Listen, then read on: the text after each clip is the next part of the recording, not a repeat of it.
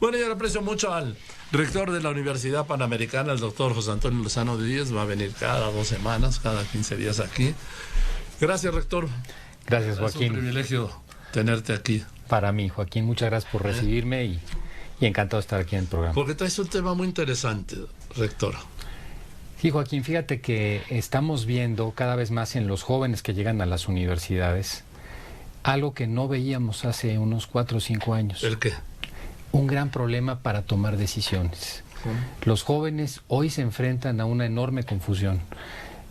Ahora la principal causa de cambio de una carrera a otra, antes era una causa académica, otro tipo, hoy es un problema de que no saben los jóvenes qué quieren y ya van a la mitad de la carrera y tienen ese problema.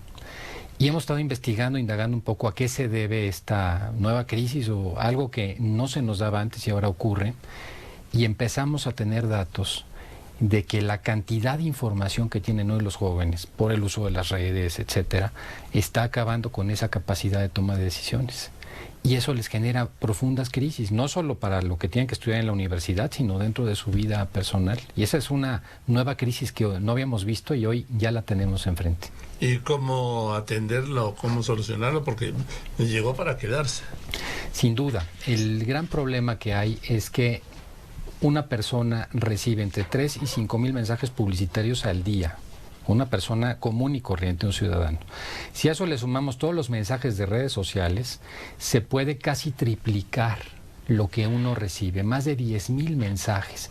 ¿Tanto? Tanto así, Joaquín, es increíble. Hay estudios ya muy serios que dan seguimiento de eso y uno dice, ¿cómo es posible que yo tenga la capacidad para recibir si el día tiene X número de horas? Pues sí, todo indica que es esa información. Y el cerebro, gran parte de eso, ya se empieza a aislar. Entonces, cuando exacerbamos los sentidos, cuando tenemos tanto, nuestra capacidad de reflexión se ve disminuida, que es la que nos da la capacidad de tomar decisiones, la capacidad de saber mi propia identidad, hacia dónde quiero ir yo en la vida. Y ese es un tema que puede generar una crisis futura. Porque si yo no soy capaz de tomar la decisión, otro que manipule las redes sociales va a tomar la decisión por mí. Y ese quizás es hoy uno de los grandes riesgos que estamos viviendo a nivel electoral, a nivel mercadotecnia y en muchos otros aspectos. Pues no he visto yo que lo estén abordando o que lo estén discutiendo públicamente, y tampoco veo ninguna política pública al respecto.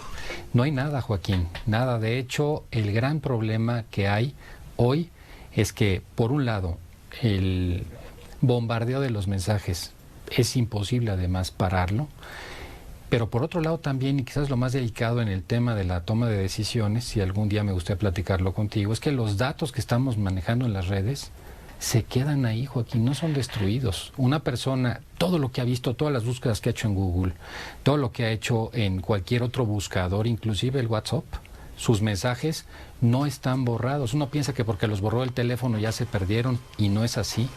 Entonces, quien tenga acceso a esa información tiene la capacidad de dominar a los demás. Y ese es un tema también de política pública que sí en Europa ya empezó a salir un poco, pero que no ha llegado todavía. Bueno, pasó incipientemente, digamos, porque sí, efectivamente, las redes han rebasado todo y a todos. Mira, Joaquín, pues el Brexit no se puede entender si no hubiera sido por un tema de manejo de datos privados, confidenciales en las redes sociales, al igual que la victoria de Trump en 2016. Eso solamente se puede entender en la medida en que fueron mensajes dirigidos a personas específicas por algoritmos que ya sabían esa persona que iba a decidir o no si le mandabas determinado mensaje. Pero ¿cómo es posible eso? Ya es ciencia ficción.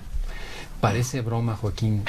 Hoy, el día, si uno hace una compra en cualquiera de estos buscadores o demás, ¿no te parece un poco curioso que te están mandando cosas que te gustan? O que te, oye, ¿cómo sabe esta compañía que me gusta este determinado producto o este libro?